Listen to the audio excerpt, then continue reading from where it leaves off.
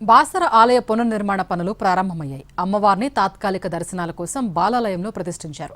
అక్షరాభ్యాస మండపం వద్ద బాలాలయంలో భక్తులకు దర్శనమిస్తున్నారు అమ్మవారు. నిర్మల్ జిల్లా బాసరలో కొలువైన సరస్వతి అమ్మవారి ఆలయం అభివృద్ధి పనులకు అడుగులు పడ్డాయి. గుడి కొత్త రూపు దిద్దుకోబోతోంది. దక్షిణ భారతదేశంలో ఏకైక జ్ఞాన సరస్వతి అమ్మవారి ఆలయాన్ని మరింత విశాలంగా నిర్మించేందుకు పనులు ప్రారంభమయ్యాయి.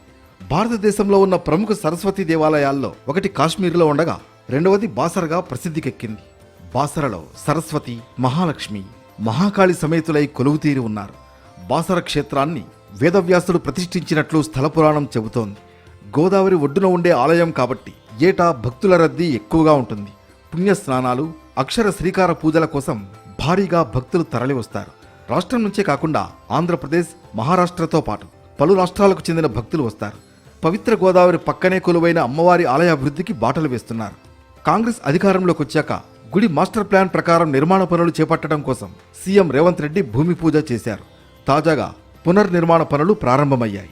ప్రాకార మండపానికి తూర్పు, పశ్చిమ దిశల్లో 2 రాజగోపురాలు, ఉత్తర, దక్షిణ దిశల్లో మరో 2 రాజగోపురాలు నిర్మించనున్నారు. ఏప్రిల్ 5న పనులకు సీఎం భూమి పూజ చేయగా పనులన్నీ కొనసాగుతున్నాయి. బాసర సరస్వతి దేవాలయ అభివృద్ధికి 300 కోట్లతో ప్రభుత్వం పనులకు శ్రీకారం చుట్టింది. నూతన మాస్టర్ ప్లాన్ ప్రకారం ఆలయ విస్తరణ, అంతరాలయాల అభివృద్ధి పనులు యుద్ధ ప్రాతిపదికన ఏడాదిలో పూర్తి చేసేందుకు కసరత్తు చేస్తున్నారు. ప్రస్తుతం 2000 చదరపడుగులుగా ఉన్న ప్రధాన ఆలయ ప్రాంగణాన్ని 5000 చదరపడుగులకు విస్తరిస్తున్నారు. ఆలయం మొత్తం వైశాల్యం 20,000 చదరపడుగుల నుంచి 62,000 చదరపడుగులకు పెరుగుతుంది. ఆలయ ఉత్తర దిశలో 9 అంతస్తుల భారీ రాజగోపురం, మిగిలిన 3 దిశలలో 7 అంతస్తుల చొప్పున 3 రాజగోపురాలు నిర్మిస్తారు.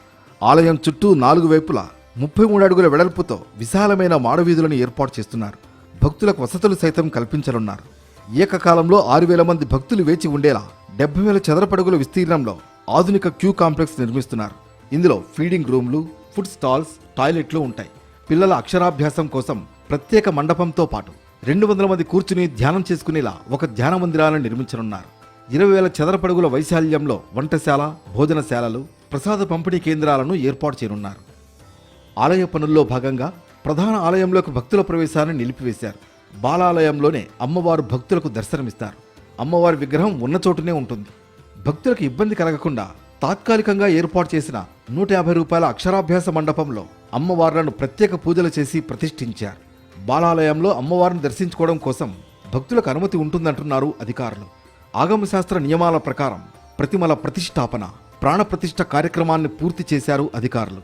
పునర్నిర్మాణంలో భాగంగా పనులు సజావుగా కొనసాగించడానికి గర్భగుడిలోకి సాధారణ భక్తుల ప్రవేశాన్ని నిలిపివేశారు. గర్భాలయంలో ఉన్న అమ్మవారికి వేద పండితులు, అర్చకులు ఆగమశాస్త్రం ప్రకారం నిత్య పూజలు, హారతి ఇవ్వనున్నారు. బాలాలయంలో మాత్రమే అమ్మవారి దర్శనానికి భక్తులకు ప్రవేశం ఉందన్నారు ఆలయ అధికారులు. త్వరగా గుడి నిర్మాణం పూర్తయితే మరింత మంది భక్తులు తరలివచ్చే అవకాశం ఉంది.